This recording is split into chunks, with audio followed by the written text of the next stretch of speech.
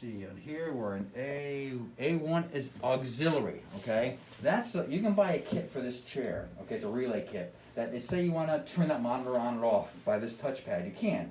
The electrician has to wire that outlet to this. But the point is, it gives you that ability.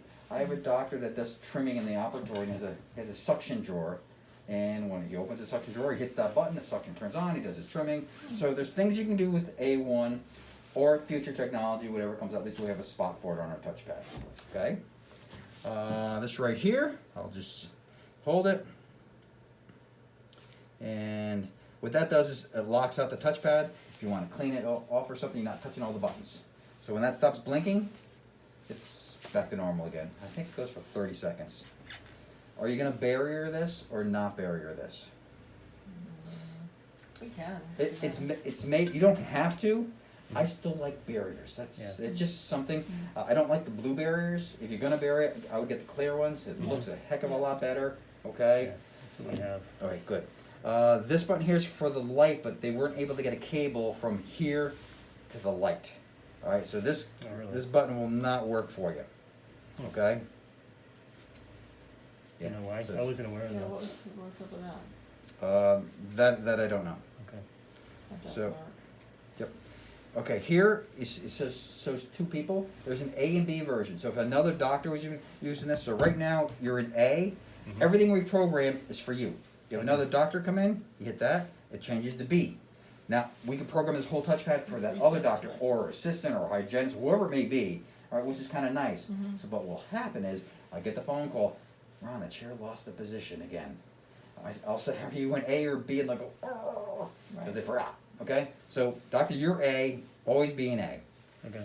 And if it gets confusing, you're the only one ever in this room, we can duplicate the A and B settings exactly so you never have to worry about that. Okay? Does that make sense? Yep. Okay, good. You don't have a cusputor, you don't have a cup fill. So you won't be using those two buttons. This button here is your water on off button. Okay? The water droplet means you have water on. So this is where it gets a little confusing. You see on the foot control, there's a blue dot, right? Yep. So you think hitting toggle to the blue dot would turn the water on, which it may. But it's a three-way switch, just like your hallway switch at home. The light switch may be up, okay? Doesn't mean your light is on. Does that make sense? All I care about is that water droplet being on, okay? It says it's on by the foot control, but it's not. But I can turn it on from here. Okay, now I have it. So what we do, we give you the ability to turn it on either from the touchpad or from the foot switch. I wish Adec would take the blue dot off of there because it gets confusing. Just who cares? If you have the droplet on, you have water. If you don't, Okay. does that make sense? I just wanted you to get you. Remember, hallway light switch. Hallway light switch. But if you leave the water on, he can flip it off Yep. with his foot. Yep. Okay, that's fine. Either way, that doesn't make any difference. So that's why I wish the blue dot wasn't on there because it's kind of deceiving if you really think about it. Okay, so if there was no dot, you just hit it and it'd be the opposite of what you're running. All right, that's probably the second most question I'll get a phone call on. Okay, I got no water to come out. Do you have the water droplet in your window? Ooh, I forgot about that. Or they'll say, oh, but it's on the blue. No, forget about the blue. Forget about the blue. Okay, I get all the phone calls. That's why I'm trying to help you out through there. Yep. Okay. This is your coolant air. So if you're doing surgery, you don't want air entering in your surgery, obviously, you can turn the coolant air off. So you have no air coming out whatsoever. You probably won't be using water at that point either. Okay. So you can turn it off and still be able to use the motor. All right. And you noticed that's a little air symbol. Most of the time this is going to be on. You need this to atomize the spray out of your handpiece. Okay, if you didn't have coolant air, the water would just drip out. Okay, so I'm going to connect that with another control in a second. But just so you know, that's what that's there for. All right. So that's the top level. The middle level are your memories. Okay, so for your electric, you have 2,000 RPMs. You have 10,000 RPMs, you have 20, and you have 40. 40's, high speed, 200,000 when you snap on your attachment. Okay? So, but I can lower that by plus and minus. What's the max so you don't burn out your turbines? 40,000. It's telling you the speed of the motor. So then you put a 1 to 5 attachment on it, and it makes it 200,000 RPMs. Okay?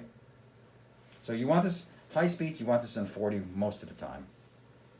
And I could save whatever, just like how I saved the chair. So if I want that to be 39, I put it to 39, I hit the program button, hold the program button, then I hit M2 or M3, whatever I wanted to remember.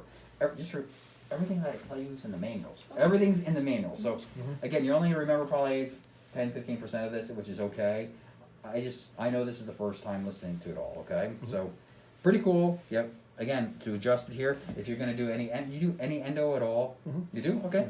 So what you can do here is, now we're in endo mode. Okay, by hitting that button, you're in endo mode. All right, so now we can get into, now you're recording this. So in endo mode, I can go to, let's see, plus or minus. So now I can raise or lower, let's get back in there. I can raise or lower the RPMs. I can move down one, the torque settings. I can raise and lower the torque settings. Okay, go down another, whether it's going to be whatever attachment you're using, okay, plus or minus. It goes through all the attachments. That's our attachment, okay, just so you're wondering. So you can do this, and now you have all these settings for memories too, okay? So I can program your endo settings right into this, whatever you're using, which is kind of nice. Get out of endo. So whatever you leave the electric in, when you pick it up, it's going to be in that same setting. So if he's doing endo, and he comes back, you want to get it out of endo with a 3-hand piece position there. Now it's back in the high speed. Okay, so there's a lot of little things you can do with this electric motor. Low speed, high speed, endo. Okay, so low speed, you're probably going to be an M3, right, 20,000 RPMs. Okay, some go up to 2,500. It's totally up to you if you want it up to 2,500. Bang bang. Oh, sorry, too fast. You can just manually get it up there, and I can save that for you too, if you want it at 2,500 RPMs.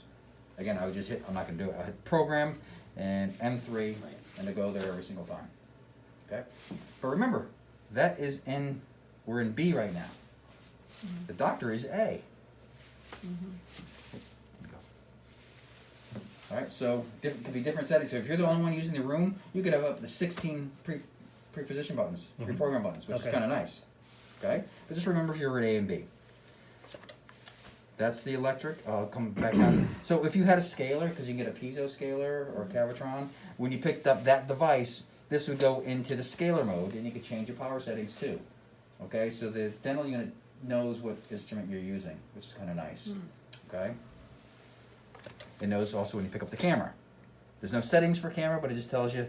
So this is a good thing as well. Does the camera button come on if you ever had an issue down the road? Yes, it comes on. Okay, so you know the dental unit's working properly. Now it's a software or something else. All right. All right. So Do they have suggested settings for endo? It's whatever files you're using. Okay. Okay. It has to do with your files. So if you're not set up yet, using Pro Taper. Pro Tapers are actually pretty easy. They have like 2 different settings. It's 500 and I forgot what the other setting is. But if you know exactly what you're using, I usually say, hey, call Pro Taper, and because they have a couple of varieties of files. Get that. I'll be more than happy to program for you. Again, it's not hard to do. I do it all the time. So it's pretty simple.